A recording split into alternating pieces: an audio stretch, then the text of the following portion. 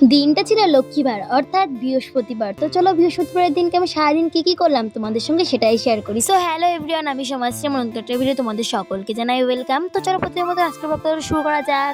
সকাল সকাল ঘুম থেকে তো উঠে দেখি মা কিন্তু বেশ কয়েকটা ফুল তুলে রেখেছে, আর তাছাড়াও আমি একজনের কাছ থেকে ম্যাক্সিমাম দিন ফুল কিনি। তো তোমরা তো দেখতেই পেলে সে কিন্তু বেশ খানিকটা ফুল দিয়ে গেছিল, আর তাছাড়া আমার তার কাছ থেকে আমি মালাগুলোও নিই। বেশিরভাগ দিন সোম আর হলো বৃহস্পতিবারের দিনকেই এত কিছু সব নেওয়া হয়, আর তাছাড়াও মঙ্গল আর শনিবারে কাকুটার কাছ থেকে কিন্তু আমি জবার মালা নিয়ে থাকি। দেন তোমরা কিন্তু দেখতে পেলে আমি কিন্তু সকালে উঠে ব্রাশ করে নিয়েছিলাম, তারপর কিন্তু খেয়ে নিয়েছিলাম, আর তারপর একটু গেছিলাম দোকানে মাল আনতে, আর সেখান থেকে স্নান টান করে তাড়াতাড়ি করে বসে গিয়েছিলাম পুজো দিতে। কারণ ওই যে তোমাদের তো আমি আগেই বলে দিয়েছিলাম আজকে হলো লক্ষ্মীবার, তো লক্ষ্মীবারের দিনকে পুজো দিতে তো একটু লেট হবেই, আর তার জন্য কিন্তু আমি অনেক তাড়াতাড়ি স্নান করে নিয়েছিলাম, আর স্নান টান করে কিন্তু বসে গিয়েছিলাম পুজোটা দিয়ে নিতে। তেমন কিছুই না, আমার যেটুকু যে সামর্থ্য সেটুকু দিয়েই কিন্তু আমি আমার ঘরের লক্ষ্মীকে আজকে পুজো করেছিলাম। তো তোমরা তো প্রথমেই দেখেই নিলে আমি কিন্তু আমার সকল ঠাকুরকে কিন্তু মালা পরিয়ে দিয়েছিলাম।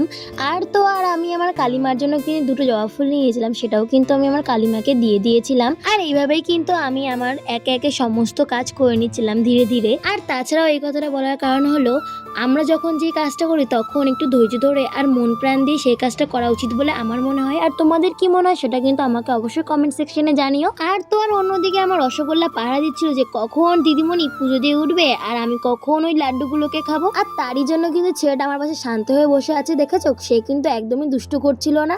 আর তাছাড়াও জানো তো, আমার ফুলের মধ্যে সব থেকে বেশি পছন্দ হলো সূর্যমুখী ফুল, আর হলো পদ্ম আর গোলাপ। আর তোমাদের কার কার এইগুলো পছন্দ আমাকে কিন্তু অবশ্যই কমেন্ট সেকশনে জানি। আর তাছাড়াও লক্ষ্মী মারও কিন্তু পদ্ম খুবই পছন্দ। আর তো আর পদ্ম ফুল ছাড়া কিন্তু লক্ষ্মী পুজো একেবারে অসম্পূর্ণ। সে যাই হোক, এদিকে দেখো তোমার সাথে কথা বলতে বলতে আমি কিন্তু পদ্ম ফুলটাকে একটু সুন্দর করে ফুটিয়ে নিয়েছিলাম, আর তারপর কিন্তু আমি লক্ষ্মীমার হাতে সেই পদ্মটা দিয়ে দিয়েছিলাম। আর আমি যখন পদ্মটা ঠাকুরের হাতে দিয়ে দিয়েছিলাম তখন দেখতেই পাচ্ছ ঠাকুরের হাতটা কত সুন্দর লাগছিল।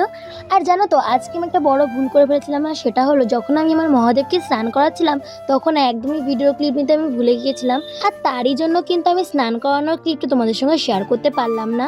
আর তারপর দেখো আমি কিন্তু ঠাকুরকে ফুল বেলপাতা দিয়ে নিয়েছিলাম, আর তারপর দেখো আমি কিন্তু একটু চন্দন বেটে নিয়েছিলাম। আর তো আর তোমাদের সাথে কথা বলতে বলতে আমার কিন্তু পুজোর গোছানোটা প্রায় কমপ্লিট হয়ে গিয়েছে, আর সবশেষে আমি কিন্তু প্রদীপটা ধরিয়ে নিয়েছিলাম। তো এই ছিল কিন্তু আমার লক্ষ্মীবারের ব্লগ। তোমাদের কেমন লাগলো আমাকে কিন্তু অবশ্যই কমেন্ট করে জানিও। আর তারপর দেখো পুজো টুজো কমপ্লিট করে আমি কিন্তু বসে গিয়েছিলাম খেতে। আর আজকে দুপুরবেলা আমাদের বাড়িতে হয়েছিল উচ্ছে আলু ভাজা, আর কিন্তু হয়েছিল পমফ্রেট মাছের ঝাল, এবং হয়েছিল পটল চিংড়ি। তাহলে আজকের মতন আমি আসি, টাটা বাই।